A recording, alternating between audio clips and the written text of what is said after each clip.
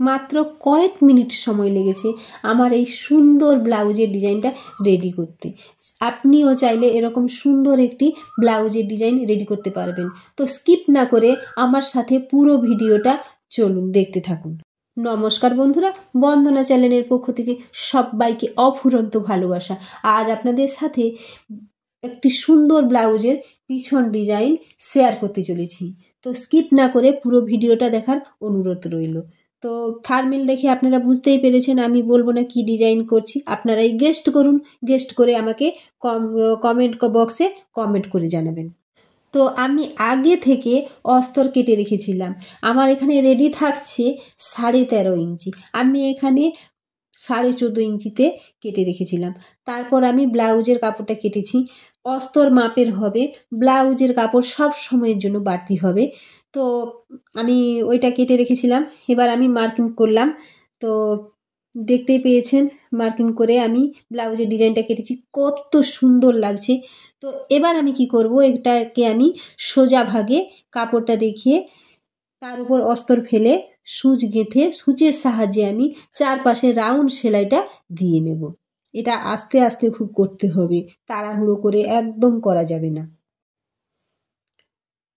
তো আমার রাউন্ড কর্নারতে সূচ ঠেকিয়ে আস্তে আস্তে আবার এই কর্নারতে এলাম, আবার এখানে সূচটা থামিয়ে চাপ উঠিয়ে আস্তে আস্তে করে এই আকৃতির কাজটা আবার সোজাভাবে টেনে নিলাম।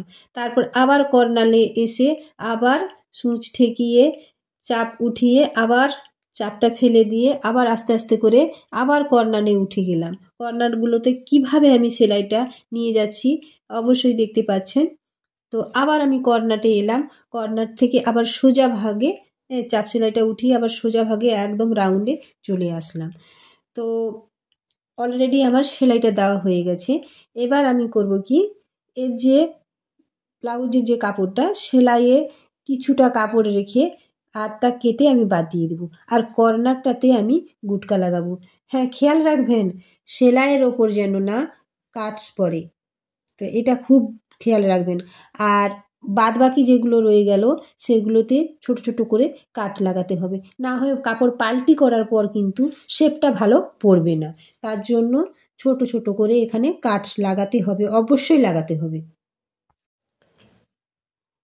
অলরেডি আমার কাটস লাগানো হয়ে গেছে। এবার আমি কাপড়টাকে পাল্টি করে নেব। দেখতেই পাচ্ছেন কিভাবে আমি পাল্টি করে নিচ্ছি। হাতের সাহায্যে আমি এই যে কর্নারটা আস্তে আস্তে করে এটাকে কোণটাকে তোলার চেষ্টা করলাম, করে আমি পাল্টি করার চেষ্টা করলাম। তারপর আমি নখ দিয়ে প্রেস করলাম। এটা আয়রন প্রেস করলেও হয়, কিন্তু আমি আয়রন এখানে ব্যবহার করছি না। নখের সাহায্যে সুন্দর করে এই যে সেলাইয়ের ওপর দিয়ে প্রেস করলাম, কিন্তু তাতেও আমার কর্নারটা খুব ভালোভাবে উঠলো না। তো আমি এখানে সূচের সাহায্যে কর্নারটাকে খুব ভালো করে তুলে নেওয়ার চেষ্টা করব, যাতে ফিনিশিংটা আমার খুব সুন্দর দেখায়।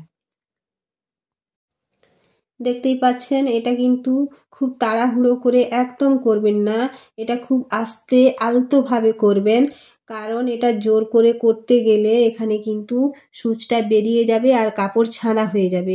এই দিকটা খুব ভালো করে লক্ষ্য রাখবেন। তো আমার হয়ে গেছে। এবার আমি এখানে এর ওপর চাপ সেলাই দিয়ে দেব আস্তে আস্তে করে। তো চাপ সেলাইটা দেওয়ার পর আমি কাপড়টাকে পাল্টি করে উল্টো পাশে খুব ভালো করে জমিয়ে নেব, আর যে বাড়তি কাপড়টা আমার থাকবে সেটা আমি কেটে বাদ দিয়ে নেব। তো ওদিকে আমার রাউন্ড সেলাই এখনও অবধি চলছে। তো পুরনো বন্ধুরা আমাকে এত ভালোবাসা দেওয়ার জন্য, আমার পাশে থেকে এত সাপোর্ট করার জন্য অনেক অনেক ভালোবাসা। অন্যান্য ভিডিওগুলোর মতো যদি এই ভিডিওটি কোথাও একটু ভালো লেগে থাকে তাহলে আমার এই ছোট চ্যানেলটিকে এগিয়ে যেতে সাহায্য করবেন, সাথে লাইক কমেন্ট শেয়ার করে দেবেন আপনজনদের সাথে। আর যদি খুব ভালো লেগে থাকে তাহলে অবশ্যই একটা সুন্দর কমেন্ট করে দেবেন ছোট্ট করে। আপনাদের এই কমেন্ট আমাকে আরও উৎসাহ করবে ভিডিও বানাতে। আর চ্যানেলে যদি কোনো নতুন বন্ধু হয়ে থাকেন তাহলে অবশ্যই চ্যানেলটিকে সাবস্ক্রাইব করে পাশে থাকা বেল আইকনটি প্রেস করে রাখবেন। আপনারা সবাই